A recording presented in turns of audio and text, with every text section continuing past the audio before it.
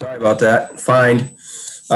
Just talk about the spring right now. You're a week away from the spring game. Are things starting to come together? Yeah, the guys have really put in a great spring camp so far. Obviously we do got some ways to go, but I think everybody has gotten incrementally better over the course of these first 11 practices. The emphasis going into spring ball was having great hips, hands, feet, and increasing our bendability. And I think we've achieved that. We got some ways to go, but I have seen improvement from last year. And the guys, they're locked in right now. So I'm happy about the work they've done so far. We'll go next to AJ. Hey, Coach. Last year, one of the biggest challenges the defense had was mobile quarterbacks. What do you look at or stress during spring practice to kind of get yourself in, game form and improve on that for next season?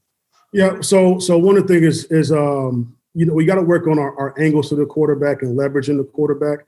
Some of it is athleticism. Some of it is the technique on how you contain them, and some of it is just right out beating your man to get to the quarterback. So we have answers for that. We've worked that quite a bit, and we've improved on that, keeping a good awareness of them, keeping them boxed in the pocket, and then leveraging them. That way we know where our help is coming from. That way he doesn't escape from us. We got to leverage him to our help. That's the biggest thing. Sometimes guys don't understand. Okay, if you got a pressure coming from the right side, you don't want to go inside of that. You want to trap him. You want to trap him to the left. That way you send him back to the pressure. So just understanding our leverages and where the help is at and to contain the quarterback was the biggest thing this spring. But I do understand what you're saying. We'll go back to Rich.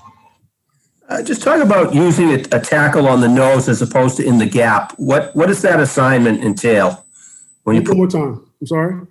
No, I said when you're using a nose guard and a nose tackle instead of putting him in the gap, putting him on the center. What's his assignment there? What are you trying to get when you put him on the center like that? Versus putting him where? In the gap between the guard and center. So basically, whenever our nose plays a one technique or a G, which is outside pad tip of the center, a G is being an inside pad tip of the guard. So they're in essence, they are lined up in the gap, but they are shaded on the man. Makes sense. Their gap responsibility is the A gap as a nose, whether they're playing the shade or the G. So it just depends on backfield set, the call, front alignment. There's different factors to go into whether he's playing a nose or a G, but his responsibility overall is the A gap, if that makes sense. We'll go to AJ.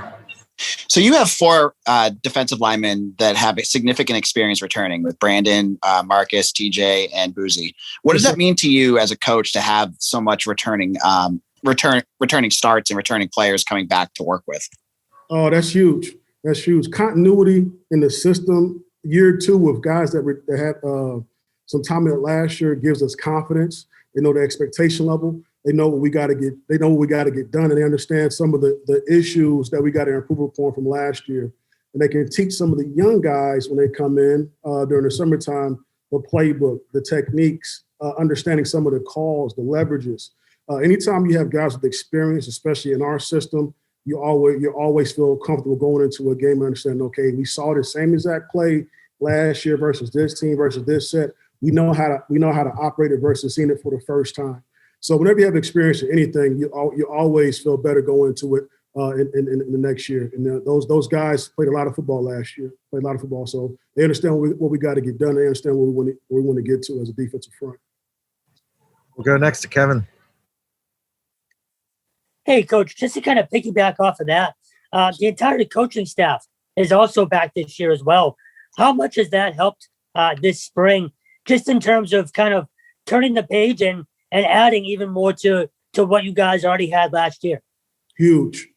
Again, continuity, same faces. We have an understanding for each other's skill sets, strengths, weaknesses. We know how to correct one another. We know how to get certain information through each one of us to the players, understanding, okay, I know that Coach Duggan is telling him to do that. Coach Duggan understands I'm telling my guys to do that. So the same message is permeated through each coach in their own certain way to their players. Sometimes when you have a mix of staff, the message might get a little bit swayed if you don't have the continuity.